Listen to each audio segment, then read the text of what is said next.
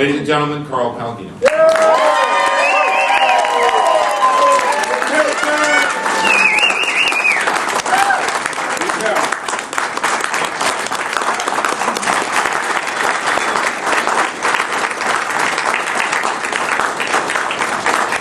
From the very beginning of my candidacy, I've been humbled by the support I received from the Tea Party movement across New York.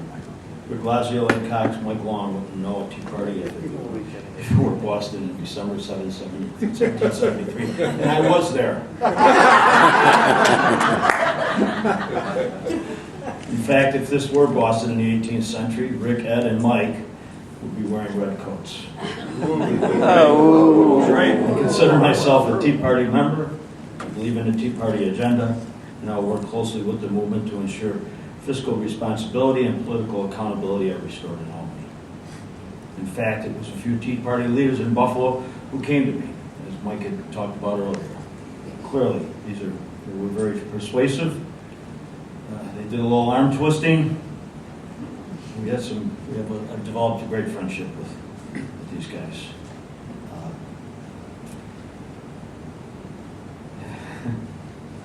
I've grown to love and admire all the leaders here today. And many more couldn't make it. I know it was 24 hours notice. Yeah, it's great to see you, my friend. And say hello to all our friends down there. Yes, sir. Really appreciate everything. In many ways, I'm here today because of these good people, and our campaign is very thankful. We've been to over 50 Tea Party events across the state since April. I learned a lot. Like how to speak to a crowd and how to take hard questions. And many details on public policy questions facing New York today. This movement has played a vital role in our ability to close the 40-point gap. Now I'm asking all the movement's troops to hit the phones and knock on the doors to get the vote out. That's what it's all about in the end. It's getting that vote out. We're really on the cusp of winning this thing. I have to pinch myself. To win, we need every single New York Republican who is crying out for tax cuts, spending cuts, Medicaid cuts, good paying jobs, and a cultural change in Albany to get out and vote on September 14th. In the last few days, in the last couple of weeks, I should say, I've been using this word hope. We all have that ungrounded feeling, and the people we represent have that ungrounded feeling. We're going to ground our government. We're going to let people be able to look into the future. We're going to be able to tell their children about their future and their grandchildren. We're going to bring them all home. We're going to give people some meaning again. And those establishment people that think they can keep feeding at the public trough, hang on, fellas, because we're coming.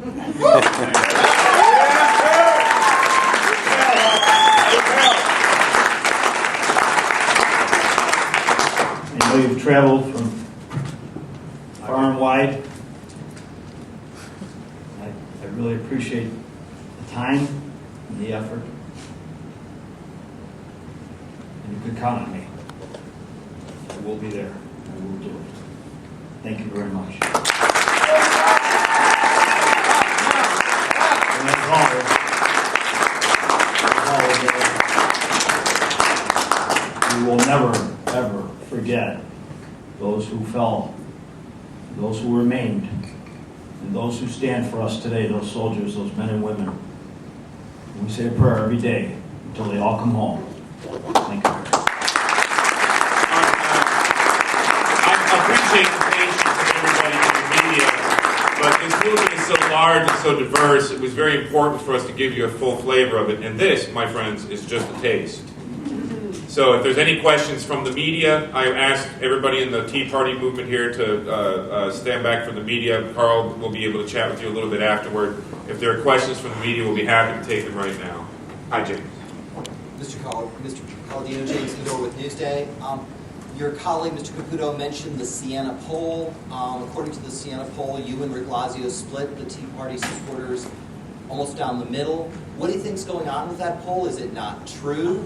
The Tea Party How did that result happen? The Tea Party is a movement of people.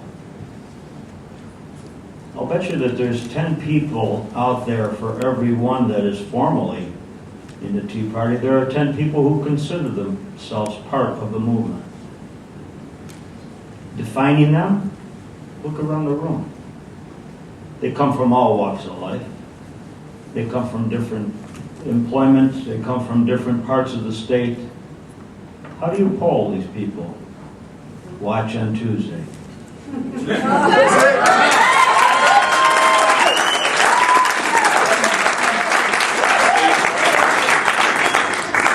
Noted you've had a fairly contentious relationship with a lot of the leaders of the state Republican Party. Do you think, first of all, what does it say about the party that you are, as you put it, on the cusp of potentially winning the nomination, while at the same time, for months now, you've been rebuffed by them? And do you see your relationship with them changing in any way? Will they have to come to you, essentially? Do you need them to take on Andrew Cuomo, or will you need them to take on Andrew Cuomo? I have no ego to fulfill, Casey. We're going to, on Wednesday, hopefully unite the movement people, the party people, all those New Yorkers, no matter how you want to, what you want to define them as. We're going to unite to change the culture in Albany. This isn't a tweaking job. We're not going there to tweak up the government a little bit. We're going there to change the culture of that government. We're going there on a mission, and everybody is invited to come to the dance.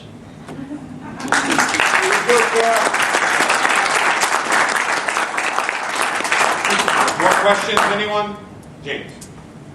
Whatever happens on Tuesday, Rick Lazio's still probably going to have the Conservative Party line.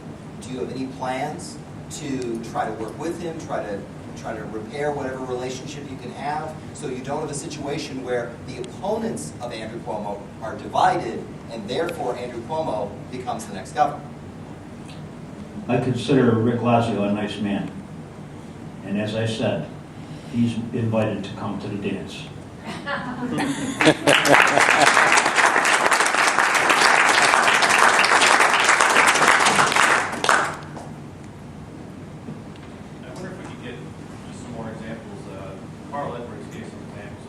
You got to talk louder, Tommy. Carl Edwards gave some examples of some of the telephone and literature dropping operations that are going on. Can I do that? Any other Tea Party groups that talk specifically about what you're doing in terms of getting out the vote and all that? I'll address that, and I would recommend that you talk to the different organizers because they all do it in their own fashion, but we're doing it all under the rubric of the committees for Carl. These committees are organized via web. We're also organizing them via telephone. But we've asked the members of the Tea Party and Republican activists and conservative activists that aren't satisfied with the liberal lobbyist who's been promoted by their party leadership to join the committees for Carl. There are 5 different levels of support. The lowest level is I'll vote for you. You can count on me. The highest level of support is an organizer, someone we're counting on to do telephone banks, to do door-to-door, in some cases even to haul them to the polls by any means necessary. We had a little meeting here today with these folks who are, I think all of you are members of the committees for Carl. We have upwards of 2,000 members of the committees for Carl today, and that's actually a 36-hour-old figure. I'm sure it's larger than that. Each of those activists involved in the committees for Carl bring more than one person to the table with them as well, as each of these people here represent hundreds and thousands and multiple thousands of people in their organizations. We feel we have a very solid get-out-the-vote operation, but you know what? We're going to learn a lot from this experience in the Republican primary. You know, we were upset at first when Ed Cox and Mike Long decided to play footsie and nominate Rick Lazio and block Carl Paladino from even participating. They forced us to petition our way onto the ballot. But when we budgeted for that, we thought it was going to be expensive. It was nearly free. And we brought in thousands of people, volunteers, to carry our petitions. Then we came to the taxpayers line, and we doubled that number.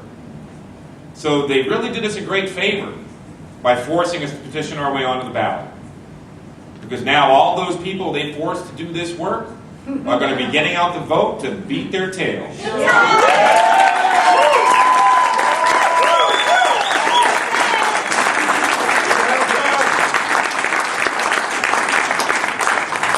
And Tom, you know, those people that carry those petitions, their representatives are here today. From every part of this state. We're Spider-Man. But from every part of this state, they volunteered. It was just awesome. It was so humbling. Thank you very Thank you much very for much. coming. Thanks a lot.